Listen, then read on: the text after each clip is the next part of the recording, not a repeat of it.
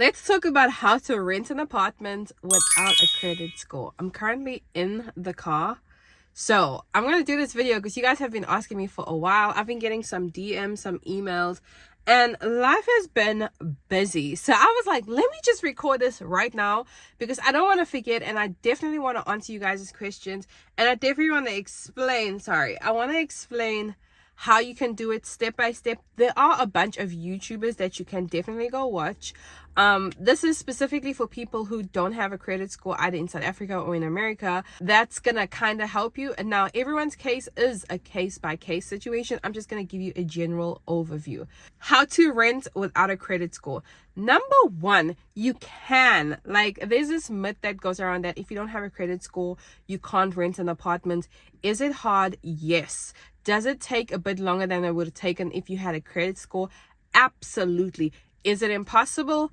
No, it is not impossible. If you somebody who doesn't have a credit score, you want to rent, make sure before you decide to move out and rent wherever you're staying, if you're staying at home or you're staying in a place where you don't pay rent, make sure you save as much as possible. Save, because most places are going to want you to prove that you can pay like 3 to 6 months of the rent up front. Number two, your deposit may be higher. And the reason I even know these things though is because in South Africa I worked at a real estate I almost said country, at a real estate company, and so there were a few cases where people came in without a credit score. Now it was annoying because we had to do extra thorough background check and that whole thing. And most companies are more likely to be like, yeah, no, we, you want to prove that whole thing because they're lazy to do that. But it's not impossible. And if you find the right apartment or leasing office, they can help you. So I made sure that I had my 3 to 6 months rent up front. Some places that I looked at for my apartment when I was looking here in America was places like some places they wanted me to have, they wanted me to have a certain amount of an income, like my income had to be over a certain amount of money.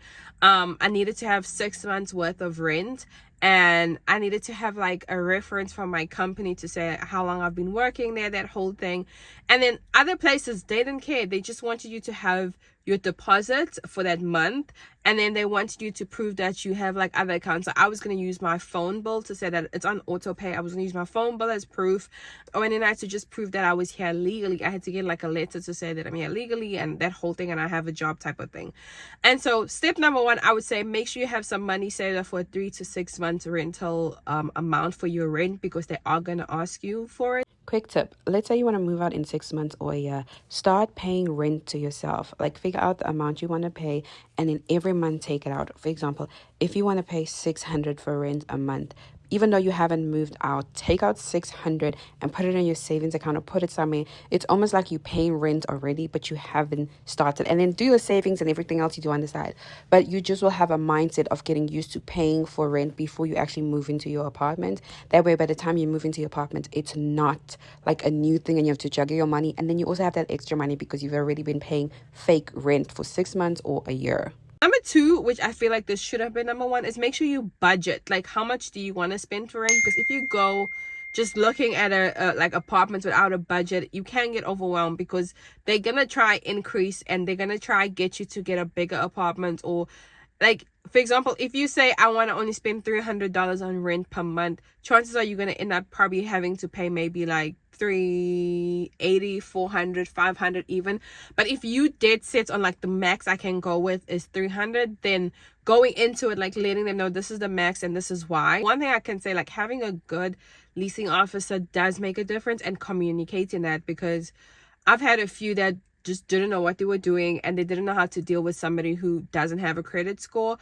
For me, it helped because I knew the pros and the cons, and I brought the paperwork together and I would ask them questions and they're like, I'm not sure, and they would go back to their boss and their boss would be like, oh yeah, we can do it. Also become obsessed with the process. Like Google as much as you can. Ask ChatGPT to tell you what questions to ask. Because I literally wrote what questions I should ask. Like become obsessed. You're going to spend a lot of money for a new apartment. Whether it's the deposit, it's a safe space, it's furniture, it's all these things. So be obsessed. And if an apartment doesn't feel right, just walk away. You will find the apartment you want. But you have to understand that. And if your leasing officer is not speaking a language you understand, meaning you ask them questions and they keep beating around the bush. Like literally say to them, listen, I need to understand what I'm getting myself into. to. Don't be afraid. I always say, if you don't understand it, if they can't explain it to you in simple English like they would explain it to a 5th grader or a 5-year-old, then don't do it. You don't want to go into leasing and putting yourself in a 1-year contract with a company where you don't understand, and then you move into an apartment and all these extra charges come up or all these extra things come up. You have to, or else like literally they will take advantage of it, especially because they know you don't know anything and you're confused. You have to advocate for yourself, and you have to become obsessed with this process. And you especially if you have no credit score. If you have credit score, it's easier, but if you don't, you have to know for yourself and you have to go through. It is worth it at the end. It is so worth it. I got my 3 to 6 months. I proved that I can afford 3 to 6 months worth of rent.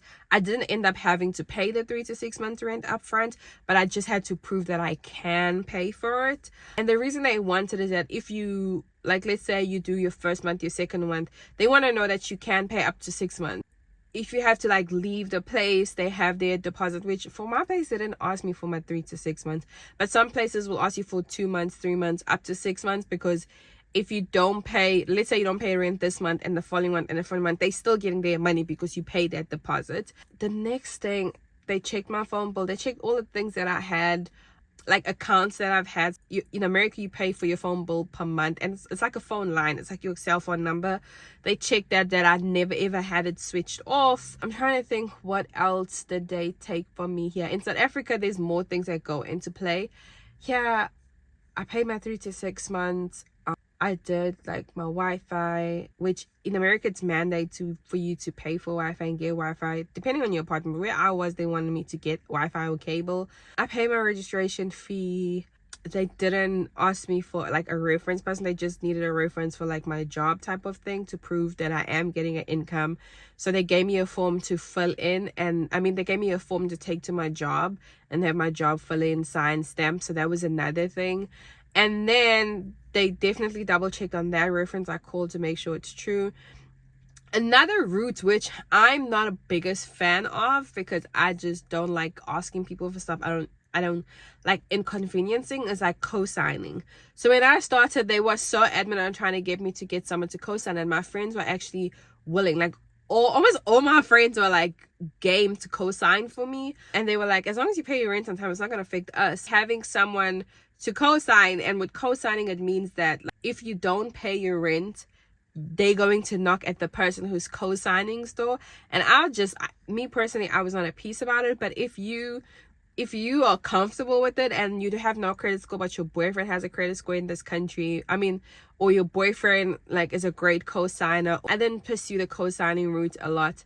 But those are the different ways you can get an apartment without a credit score.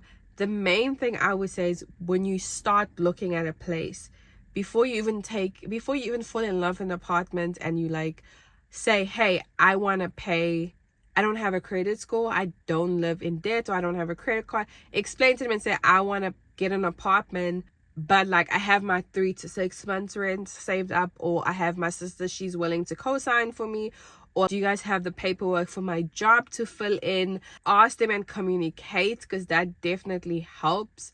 I'm trying to think what else. In every single state, I've watched a few videos before like starting to look at my apartment. I was looking at a few states and I was like, is this even possible in America? Because I know it's possible in South Africa, and it's definitely possible in America to rent an apartment without a credit score.